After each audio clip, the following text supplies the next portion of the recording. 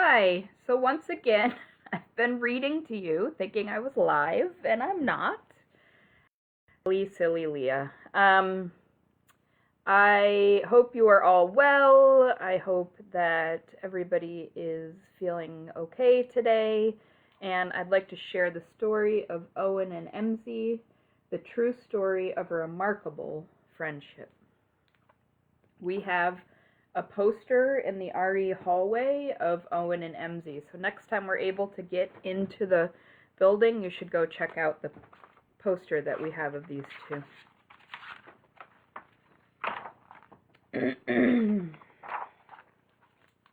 This is the true story of two great friends, a baby hippopotamus named Owen and a 130-year-old giant tortoise named Mzee. The hippo was not always friends with the tortoise. He wasn't always known as Owen, and Owen was not always famous the world over. Here's how it happened.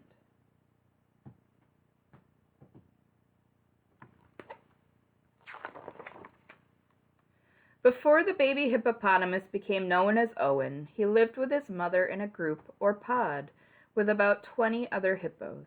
They fed and wallowed in and around the Sabaki River in Kenya, a nation on the east coast of Africa. When he was about 1 year old, heavy December rains flooded the river. The racing water washed Owen and his family down the river until the fresh water became salty and the river flowed into the Indian Ocean, near a small coastal town of Malandi. For days, the people of Malandi tried to chase the hippos back up the river, but the hippos enjoyed grazing the grasses along the shore and in the villages. Since hippos are the most dangerous animal in Africa, and a full-grown adult can weigh as much as 8,000 pounds, there was little people could do.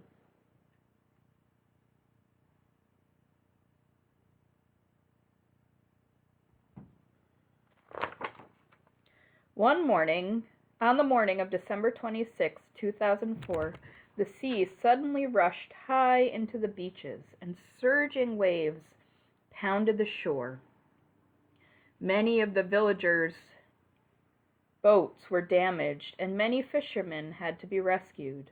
Before long, the sea was calm again, but it was a frightening time for everybody.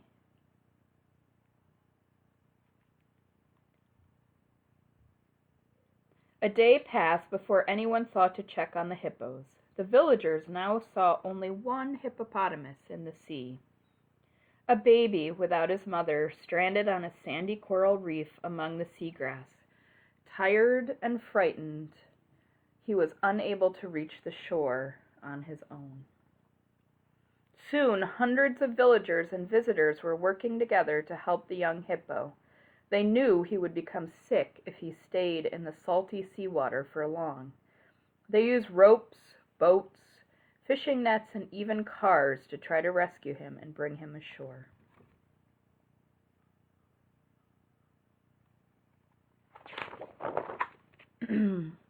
It was soon clear that a rescue wouldn't be easy. Though the baby hippo was only about 2 feet tall, he weighed a hefty 600 pounds and was slippery and strong. And the hippo was alarmed by all the human commotion. Angrily, he broke through their nets and escaped from their ropes. Hours went by, and the anxious crowds of people who gathered to watch feared that the hippo could not be saved.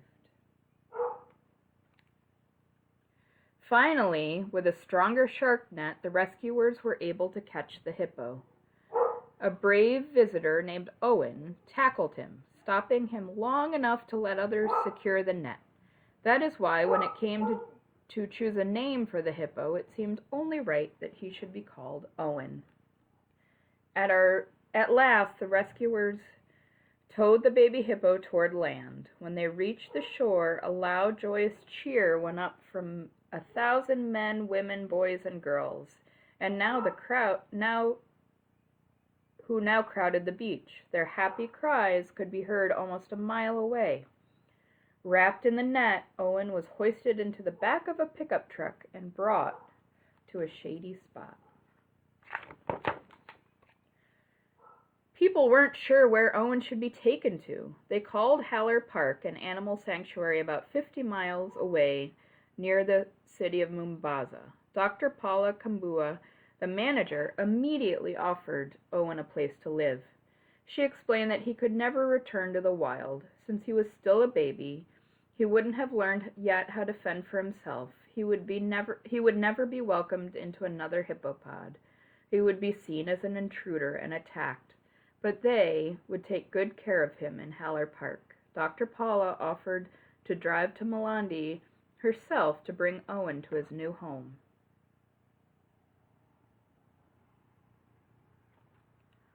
Dr. Paula knew she would need help. She asked Chief Animal Caretaker Stephen to come along with her. She knew that Stephen had a very special way with the animals. Some people said he could even talk to them. Dr. Paula and Stevens quickly set off in her truck to Malandi. Meanwhile, ecologist Sabine got to work with the others in Haller Park to prepare for Owen's arrival. When Dr. Paula and Stephen arrived in Malandi, they helped remove the nets and lead Owen out of the pickup truck. But Owen became angered, Owen became angrier and then even charged the people gathered around. They tried to help calm him down by wrapping a blanket around his head. That way he wouldn't see things that were upsetting him. But Owen was angry about that too. After many, many hours, and about a dozen rescuers managed to move Owen from the pickup truck into Dr. Paula's truck, tying him so that he would be safe during the long drive to Haller Park.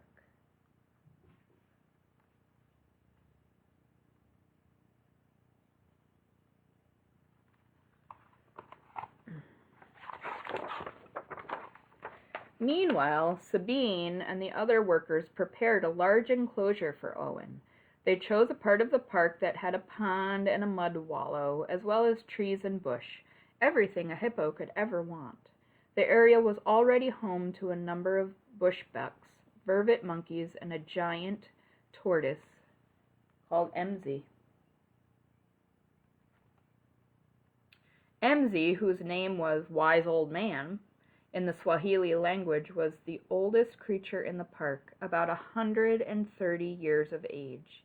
He had been alive since before Stephen's great-grandmother was born. He wasn't very friendly, except to Stephen, who seemed to know just what he liked, such as getting tickled under the chin. Otherwise, Mzee kept to himself. No one could have guessed how Mzee's life was about to change.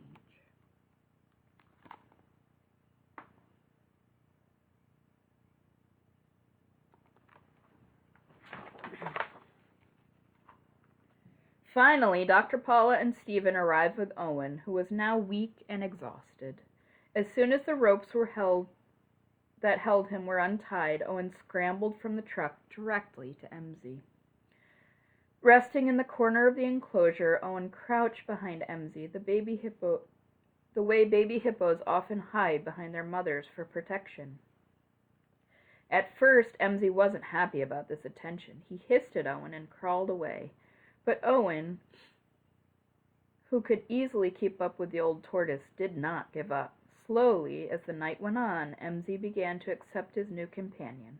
When the park workers checked on them in the morning, Owen was snuggled up against Mzee, and Mzee didn't seem to mind at all.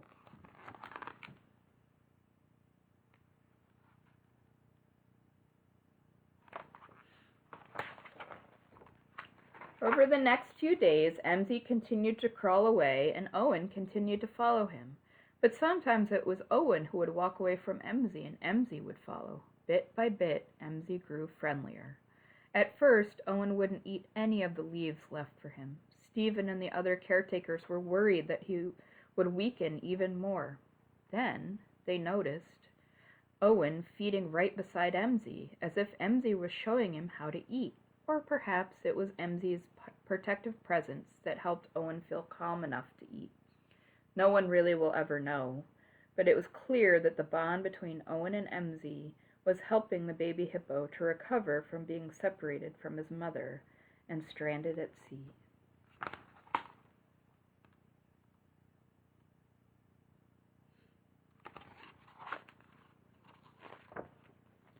As the weeks went on, Owen and Mzee spent more and more time together. Soon they were inseparable.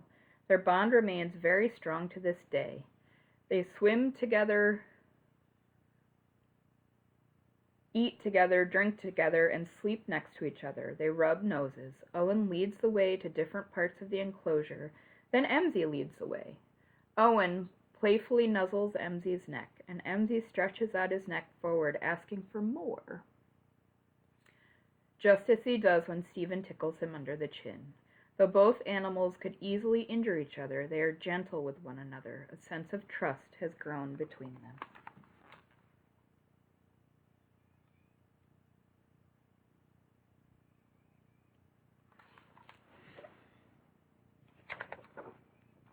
Wildlife experts are still puzzled about this unlikely friendship and how it came to be. Most have never heard of a mammal such as Owen and a reptile such as Mzee forming such a great bond.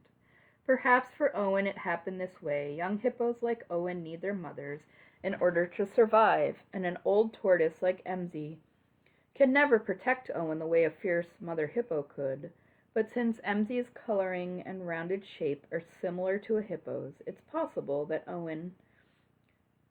Owen, Mzee looks like the hippo mother he needs.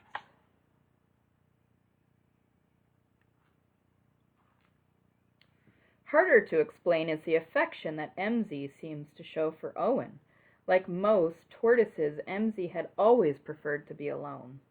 But sometimes these tortoises live in groups, and perhaps Mzee sees Owen as a fellow tortoise, the first tortoise he is willing to spend time with.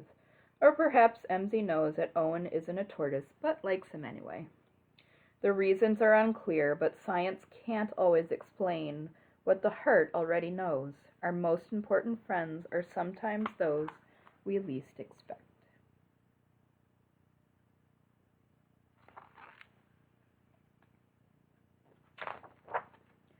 News of Owen and Mzee's friendship quickly spread around the world. People all over have come to love Owen, who endured so much yet never gave up, and Mzee, who became Owen's friend when he needed one most.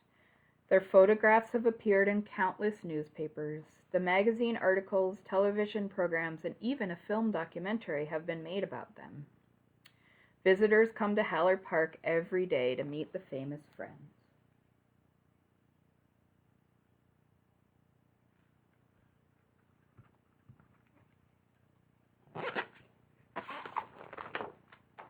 Owen suffered a great loss, but with the help of many caring people and through his own extraordinary resilience, Owen has begun a new life.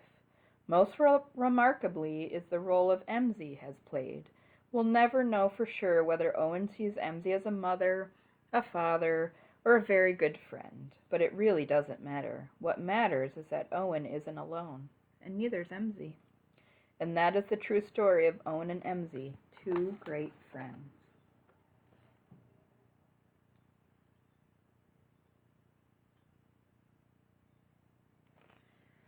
I hope you enjoyed the story, and I will be back next Monday at 11 to share another one. Be sure when we can get back into the church that you go check out the poster that we have in the RE hallway of Owen and Mzee, and check out the book if you want to read it.